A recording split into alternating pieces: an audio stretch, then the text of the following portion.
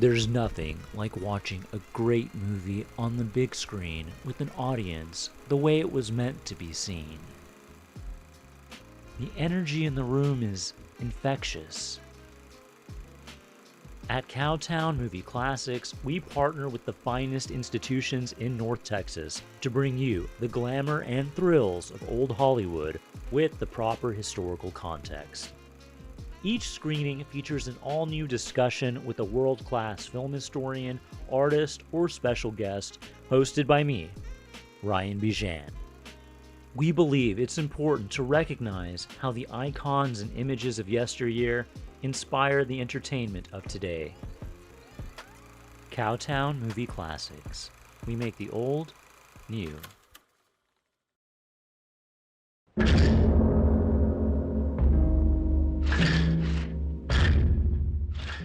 Good evening, ladies and gentlemen. I'm Ryan Bijan, host of Cowtown Movie Classics, and it is a thrill to be collaborating with the Texas Theater on Akira Kurosawa, a retrospective. This multi-part film series features some of this Japanese luminary's most important works, newly remastered and restored in 4K, in gorgeous 4K, by Toho and Janus Films. Up next, from 1957, it is Throne of Blood. This is Kurosawa's masterful restaging of Shakespeare's Scottish play. Since we are in a crowded theater, I am a little bit superstitious about saying the source material's name. More on that later. Joining me today to talk about this very important film is the Executive Vice President of the Academy Collection and Preservation, Mr. Matt Severson. How are you doing tonight, Matt? Hey, good, thanks. I'm happy to be here. All right, did I get the title correct? You did indeed. Yes, it's kind of a long title. Basically, what it is at the Academy we have a film research library. We have the film archive. Actually, 1 second. I'm so sorry. I don't mean to interrupt you. I just want to just to make it clear for our audience. When we say the Academy, we mean the Academy of Motion Picture Arts and Sciences. Yes. So you work for the Oscars. That's right. Yes, the Oscars employ me. Yes. Yeah. And you know, the Academy has been around for about 100 years, and really started collecting film materials since its inception in 1927. And our library, which is possibly the world's largest film research library in the world, was begun very humbly in a closet at the Roosevelt Hotel in Hollywood. And so where initially it was thought that they should be collecting periodicals and manuals on film production and technology, ever-changing technologies at the time, you know, soon developed into probably the world's largest collection of film-related materials. And it's not just films that won Academy Awards or things relating to the Oscars, but it's really a global collection. It's every kind of film, from independent films to shorts and avant-garde films and LGBTQ films and films from every country from around the world.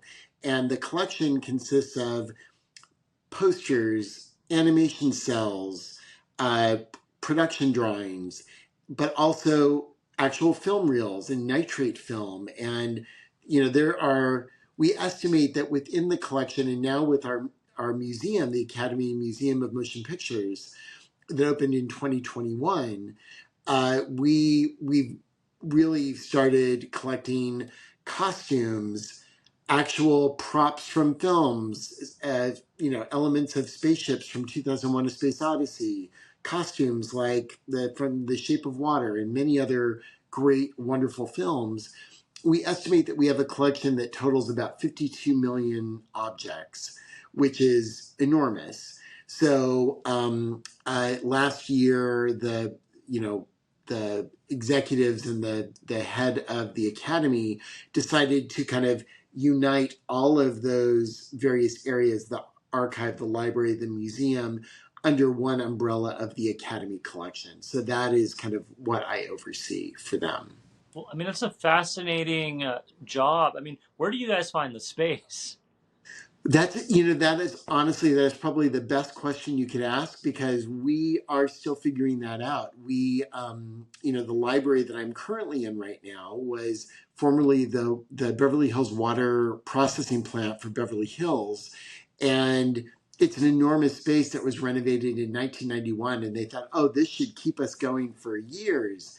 And we are really filled nearly to capacity already at the library. So we have archival space at our Pickford Center for Motion Picture Study, which is our film archive.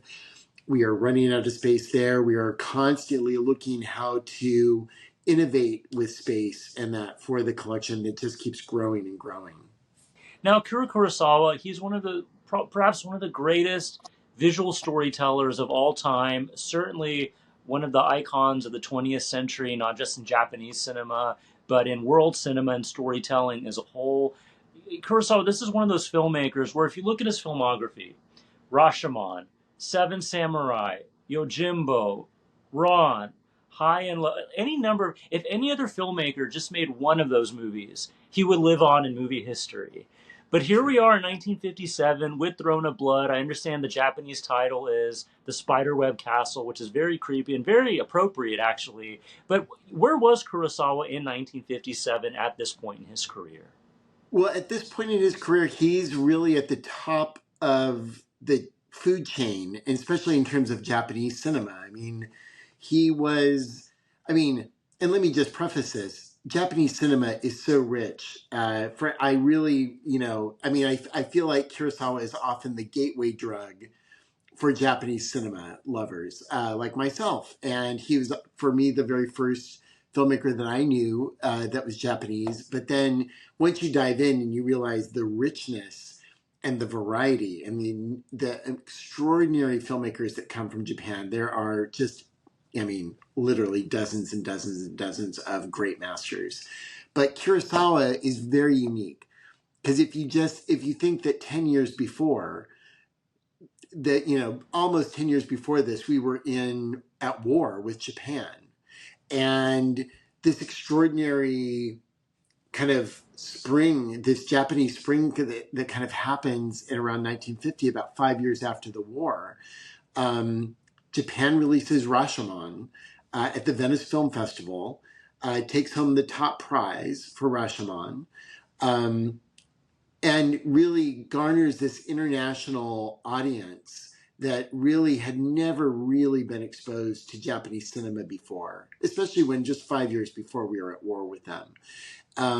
I should also preface this by saying Japanese cinema doesn't begin in 1950. It really begins at the turn of the century and with many great masters that precede Kurosawa. But it should be said that Kurosawa in the early 40s, at the very beginning of the war, was seen as a really interesting, talented, up-and-coming person in the Japanese film industry. And it really took another one of the all-time great masters of cinema, Yasujiro Ozu, who really championed Kurosawa. Kurosawa started off as an artist and soon made his way to the film industry, worked his way up through different positions and being production manager, etc., and then made his debut in 1943 during the war. But from the very start, Kurosawa's, the way he edited his films, the staging of action set pieces was very unique from other Japanese filmmakers that came before him. And it's often said, if you were doing a Kurosawa primer, one of the first things you would say was Kurosawa was very influenced by John Ford and other great American masters. If Kurosawa, I think, was with us right now, he would probably object to that a little bit because he would say, look, I was influenced by a lot of things. And I think, what a lot of people, I think, would not be wrong in stating is that I think maybe the fact that his films visually, sensually were a little bit different than other Japanese films set him apart, also kind of positioned him in a way that made him ready to be absorbed and his films seen in the West. his films had a more Western quality to them. His films moved differently than other Japanese filmmakers of the period. So after Rashomon, he makes a series of films, Ikiru in 1952, Seven Samurai most spectacularly in 1954. So the mid 50s, Kurosawa is, aside from Godzilla films and a few other exports, Kenji Mitsugushi, etc., Kurosawa is the filmmaker that American audiences, Western audiences in Europe, etc., are seen as one of those names that they're associating also with Ingmar Bergman, Federico Fellini, other films that are really making international waves throughout the world. So at this point, there's no other Japanese filmmaker with this kind of worldwide audience. Well, would you, as a matter of fact, is it safe to say that not only is he the first Japanese filmmaker to go mainstream in the West, is he the first filmmaker to come out of Asia to be as well known as he was? I think that's a safe bet at this point, without a doubt. I mean, there are other filmmakers that come out of Asia. I mean, right around the same time that Rashomon wins the prize at Venice, Kenji Mitsugushi, his film Ugetsu Hmm. Monogatari from 1953, not only Rashomon wins a special prize at the Academy Awards. Ugetsu is nominated for Best Costume Design, it gets a number of award nominations as well. So Ugetsu cleans up. Another Mitsugushi film, Life of Oharu, in 1952, also gets widespread international acclaim. A 1953 film that doesn't get as much attention because it's not really associated with a filmmaker as renowned is a movie called Gate of Hell, also from 1953. It's mostly known and seen as one of the early great uses of Japanese color in film. It's a kind of a period film from 1953 that is extraordinarily beautiful. I think also wins Best Costume Design, if I'm not mistaken, by the Academy, and wins other awards internationally. So there is a number of filmmakers, and I think the West is really saying, oh, Japan is a filmmaking community that we should be looking at. So all the film journals, film clubs around the country, they're starting to kind of see these films. I don't know if I would say that they were mainstream, because I think these films appealed to middle class audiences that were interested in seeing foreign language films. So that's not everyone, but it's for people that were interested in seeing international films. These were really the hot films to see at that time. Sure. Well, and I'm fascinated too when we look at the generations of filmmakers, or at least, Hollywood filmmakers who were inspired by Kurosawa, right? The list is countless. George Lucas, Steven Spielberg, Francis Ford Coppola, Spike Lee. I mean, they all owe a debt because his films, they are very accessible, very action packed, and there's a lot of cultural accessibility in those movies. But I'm curious, as much as we revere him in the West, what was the Japanese criticism like at that time? Well, frankly, I think in Japan he was really thought of rather highly. I think. I mean, I don't know if there was a lot of any criticism to him. Though I would imagine that there was probably some resentment. There was probably resentment from other filmmakers. I mean, I know that Ozu, who's often, along with Kurosawa, probably the two most recognized names in Japanese cinema. Ozu and Kurosawa were often pitted against one another. Ozu never had the international exposure during his lifetime that Kurosawa had, and I'm sure that there was some professional jealousy that was probably kept under wraps. The two of them were, even though they admired one another, they were also each other's first filmmakers to criticize one another. Um, Oh, no. Arguably, Kurosawa's weakest film, which is an adaptation of Dostoevsky's The Idiot from 1951, which starred one of Ozu's leading actresses, Setsuko Hara. Ozu was very critical of Kurosawa's film when it came out. And then vice versa, on one of Ozu's weakest films from 1943, A Hen in the Wind, Kurosawa was just kind of very merciless in his criticism of that. So I think, the exposure to the West was a double-edged sword, I think, for the Japanese filmmaking community, because that community and the country itself is somewhat insular. And I think, and you still, honestly, you still see this today with international cinema as a whole, when when one filmmaker or one film suddenly becomes representative of that country, often the country and its critics and writers often will use that as a point of contention. So, but I would say that in general, I mean, I believe, I'm not sure, there is the if Sight and Sound is the English, kind of great English language film review magazine, alongside Cahiers du Cinema in France. In Japan, they had Kinema Junpo. Kinema Junpo was like their main film review magazine that all the film critics would kind of write to, and they would look to for their top 10 of the year, which is still, still being printed. Um, Kurosawa often made the top 10, often made, within the top five. So I don't know if there was like a huge backlash on Kurosawa, but I'm sure that there was some professional, eyes kind of askew. I've definitely read uh, analysis of Kurosawa's films from people that felt that Kurosawa was kind of betraying the Japanese traditions of their greatest, of their greatest films from the 20s and 30s. So there is some dissent in this, but overall, I still think Kurosawa was highly valued by the studios. Definitely, the studios loved the fact that they were exporting his films, but and people were going to see his films as well.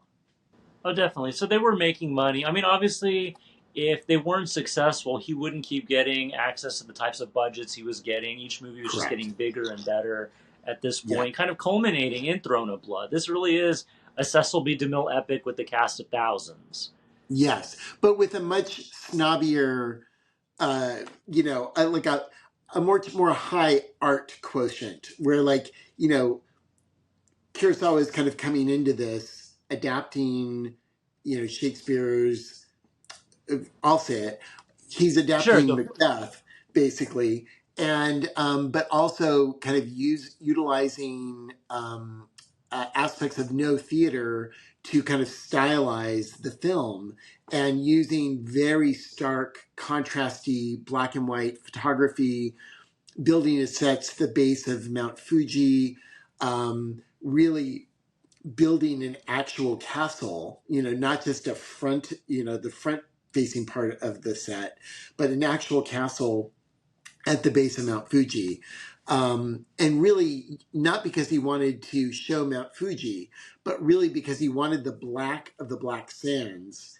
And from what I understand, there was like an American Air Force base nearby, and apparently the American Air Force staff kind of help them load and lug lumber, rocks, gravel, etc., so that they could actually create these sets. You really almost like like the antithesis of Seven Samurai, which is a very accessible, emotionally present, It's more sweeping. naturalistic. Yes, exactly. And this feels much more stylized. The performances are much more stylized, and the tone has a kind of a loftier feel, perhaps. I think Seven Samurai is a great comparison because that film, while it's a sweeping epic, an action epic, where you're very emotionally connected to the characters, Throne of Blood is a much more stately film. I think what we would call it today is it's very art house. Like its characters speak in a very stylized fashion, modeled on no theater. The sets, the design, the music is all very minimal. but I think that there are flashes of humor in it.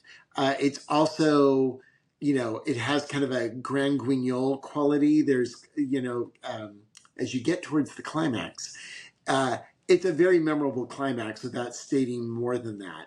And I think as much as it's an art house adaptation of Macbeth, um, unlike previous versions of Macbeth, it doesn't feel stagey. It feels absolutely cinematic, and it's a beautiful, beautiful film. And it really showed, I think, having Rashomon Throne of Blood and now this in his filmography, in his portfolio. I mean, it really shows that Kurosawa could do almost anything at this point. I think you're going to experience something that is kind of like what I had said previously. It's like you're going into a Shakespeare adaptation that doesn't feel like a Shakespeare adaptation. It feels like you're maybe looking through a picture book of an old Japanese tale that you wouldn't necessarily on the face of it know was Macbeth, unless you were already familiar with the story of Macbeth. And to me, and one of the ways that I got interested in film initially was through horror films. To me, it plays out like a horror film. So if you like that, I think that this is where you're gonna find a connection to this material, because the actress that plays Macbeth's wife, I should say, is very memorable, and it's very stylized, and you kind of know from the very beginning that she's up to no good. And I think it's a fun film. It's a fun film with ghosts and bits of twists and turns that you might not be expecting, and maybe a style that might take you a minute to kind of like sink into. But if you just go with it, I think you're going to have a lot of fun with this film. Mr. Matt Severson, thank you so much for your time. If you're in the audience, please stick around after the film so you can hear the rest of our conversation.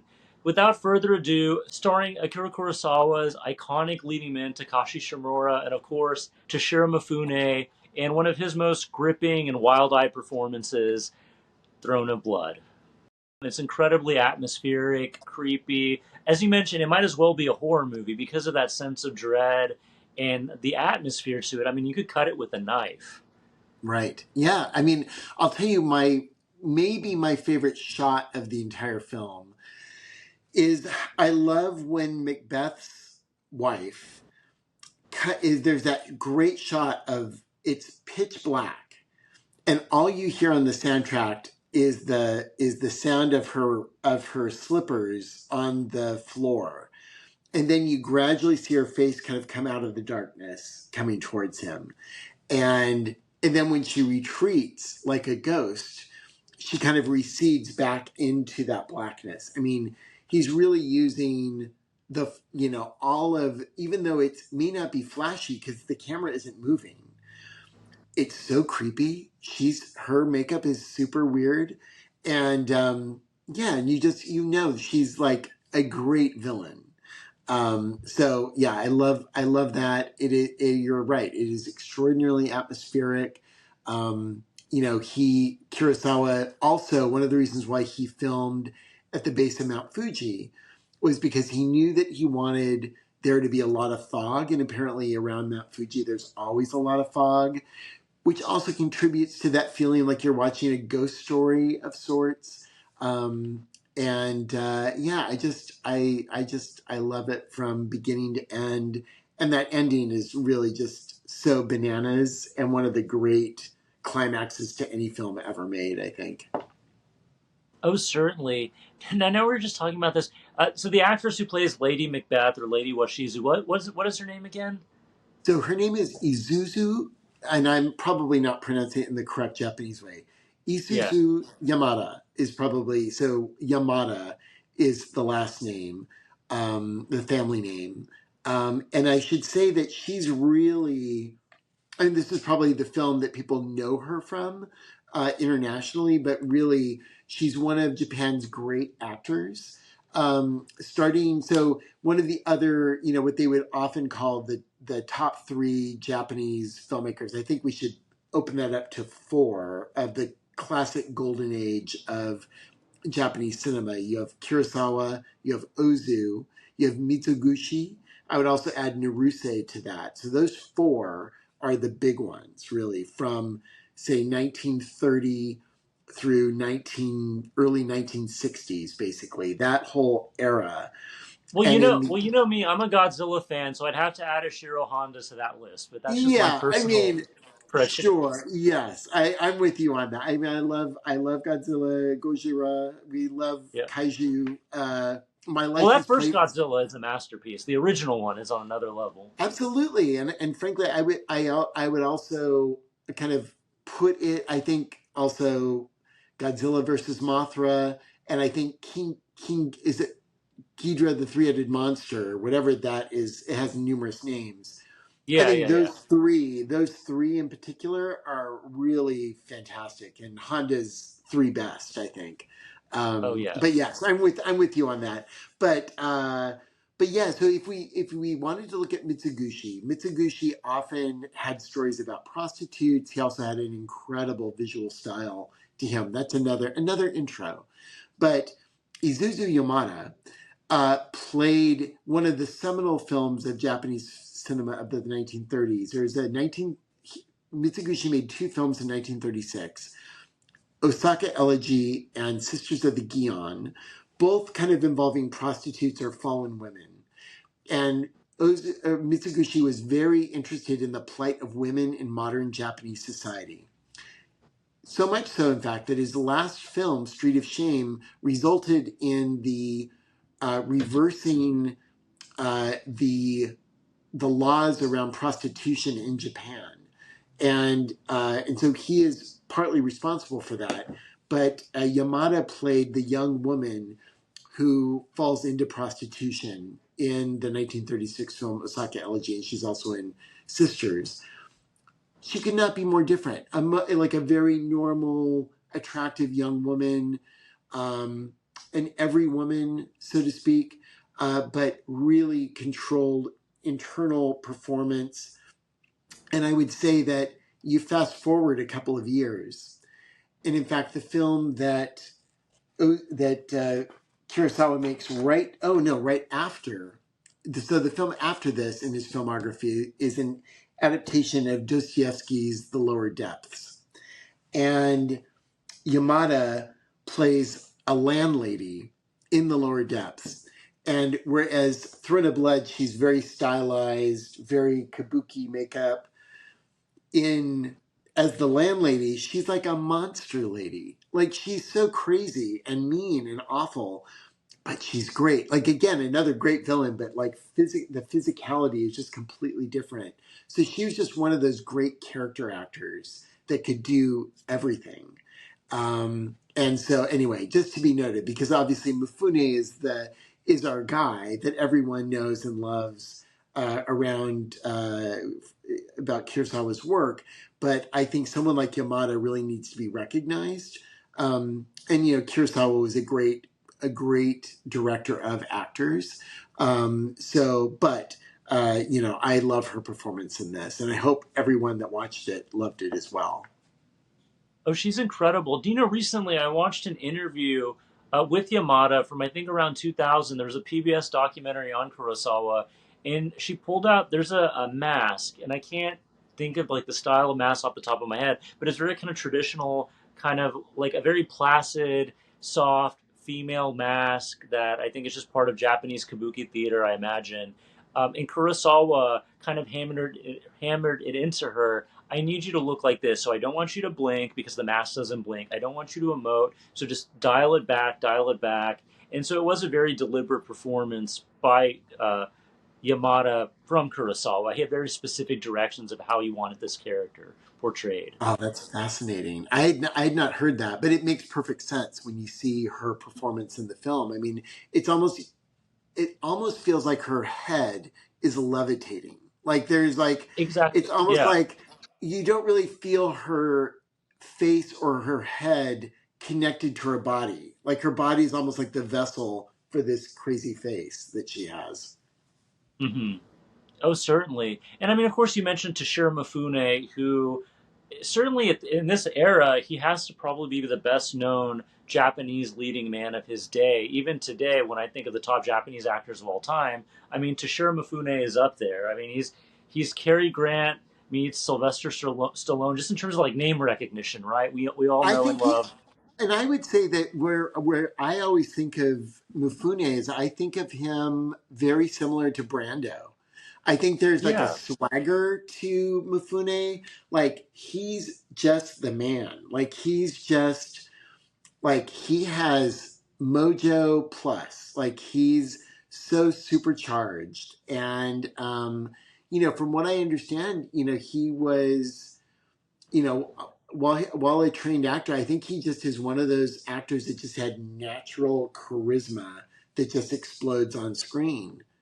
right, and he's absolutely, and he's such a fascinating guy. Like you look at him, especially in those earlier roles, or like in his clean cut roles. This man's as like handsome and dynamic as Gregory Peck or Marlon Brando, you name it. But he didn't shy away from playing these kind of eccentric, wild-eyed characters like Rashomon or Seven Samurai, and he could do the proto Clint Eastwood thing in Yojimbo and Sanjuro. So he really had quite a bit of range. Now, did Kurosawa see Toshiro Mifune as sort of like his on-screen avatar, or was it more like was Mifune just that popular as a leading man that Toho wanted to get pair these guys together?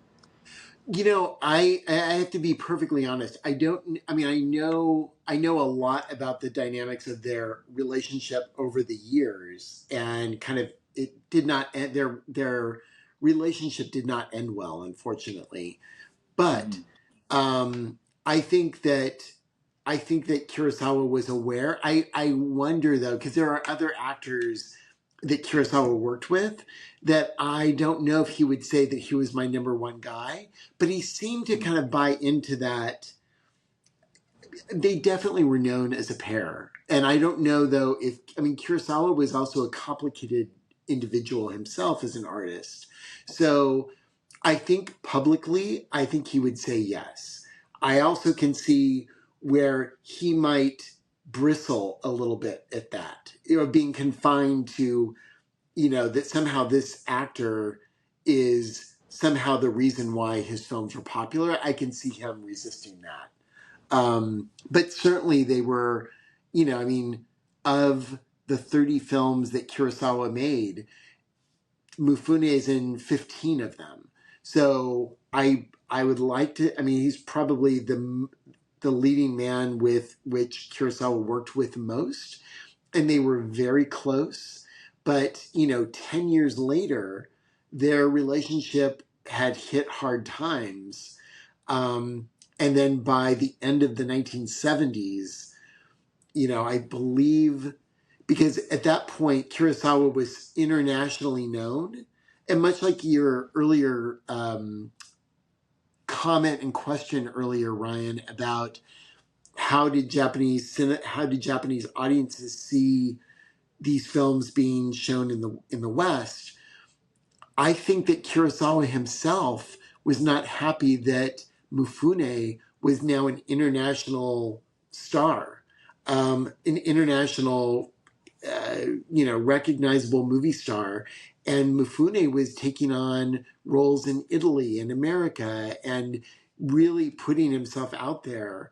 And I think that Kurosawa was resentful of that kind of stardom. So by the end of the 1970s, from what I understand, Kurosawa was very resentful of Mifune being, he was often in comedies. I think Kurosawa saw that some of these roles were beneath Mifune. And I think Mifune in turn was resentful of Kurosawa being so conservative in that outlook, I think. I'm probably greatly reducing this for the sake of our conversation, but so they had like a very notable breakup as friends. But if we're going to put a silver lining on it, when Mifune died, uh, Kurosawa and I believe that. Oh gosh, I'm unsure of which one died first. So we'll have to go look at the book after this. Yeah. But I believe, if I'm not mistaken, I think it was Mifune that passed away before Kurosawa, but I could be wrong. whoever lived outlived the other. There is an incredible scroll that was painted basically saying that to whoever it was directed to. If you go, there's a museum there's a museum in Japan that has a lot of Kurosawa's artifacts, and it's a scroll that basically mends their friendship, basically, after death, basically. And so, on some level, they kind of reconciled after one of them passed away. But, Hmm. kind of tragic because they did such extraordinary. I mean, Mifune's great work will always be associated with Kurosawa. And I should also say, we should really talk about the finale of the film because the sequence where his own army turns against him and begins firing the arrows at the castle and thus at Mifune is really just so spectacular. Um, and one thing, let's just put this out there. I would like to think that some of the people in the audience may have seen the great Hong Kong Chinese film Hero by Zhang Yimou. That's a really great wuxia film, martial arts film, and in that film there's a sequence where thousands of bow and arrows are pointed up in the sky and they rain down upon the heroes. That's literally a direct takeoff on Throne of Blood, but with one crucial difference. Hero is done all on digital, like it's all digital effects. And just to put this out there, Throne of Blood, that final sequence with all the arrows, Kurosawa employed actual archers. Those are actual arrows being shot at Mifune. And Mifune had a very complex, like, waving pattern to let them know where he was moving to so they could shoot him and not accidentally shoot Mifune. And Wow. I think the one real false one is the final arrow that goes through his neck, which is such a great image. Um, I I just think that's just one of the great masterpieces of editing, sound design, performance, and action in cinema history. It's just phenomenal. And real quick, I mean, you're making me want to bring this up now. Now, going back to the beginning, they say it's always bad luck to utter the name Macbeth in a crowded theater due to certain cursed associations with the play regarding witchcraft or the supernatural or what have you. And you're mentioning that. Were there any injuries on set when they're doing Throne of Blood? Or, I looked actually right before we went in, yeah. and I could not find any mention of this. Even though I mean, that's also kind of extraordinary. That I mean, the precision that those archers had to be able to actually load bow and arrows. I don't know how far away they were from the camera, but also knowing I mean, for those of you that don't know, Kurosawa's filming style often involved 3 and 4 camera setups. So that means that if Kurosawa were filming Ryan and I right now, and we were in conversation, he would have 4 cameras around, and that way, when he was in the editing room, he could go and cut those seamlessly together. Now, also part of that is he would use long lenses. And so what happens with that is your camera would be far away from the action using kind of a telephoto lens. And when you use that, that makes the image flat. And if you look at that film, you look at Throne of Blood, the images almost look like images on a scroll. There's not a lot of huge depth and shadow you're seeing. Everything is kind of flattened. And that's all for effect. So I would imagine that in shooting that final sequence, his camera had to be a little bit far away, except in the close-ups. So, and you're also seeing, I mean, how many dozens of arrows are being shot at the exact same time. So it's an incredible, piece of choreography and really makes you appreciate the great masters of classical cinema, regardless of where it's shot, where they're doing things in camera without the aid of digital effects and other post production tricks that we can do now. So it really, Exactly, but here's the Kurosawa and Mifune on right, that. exactly. Well, I just want to say real quick, and the fact that he's using a multi-camera setup, even that seems way ahead of its time. Yes, exactly, without a doubt, and expensive as well. Yeah. Yeah, well, I mean, at least certainly the movie pays off because I think it's worth every penny. I mean, here we are, what, 60, almost 70 years later, and we're still talking about this film. Exactly, exactly. And what it, I mean, and you can really slice it in so many different ways, looking at it as a Shakespeare adaptation, and also looking at it as one of the great Japanese films from the 50s, this incredibly rich decade of films from that country, and and just exploring the relationship between this great director and this great actor. And yeah, I think it's really one of the great timeless classics of the Japanese cinema canon. Certainly. Well, Mr. Matt Severson, once again, thank you so much for your time and your expertise. You're so welcome, Ryan. It's really great being with you all. Awesome. If you're in the audience, I hope you enjoyed tonight's conversation as much as we had having it. Once again, I'm Ryan Bijan. We'll see you next time.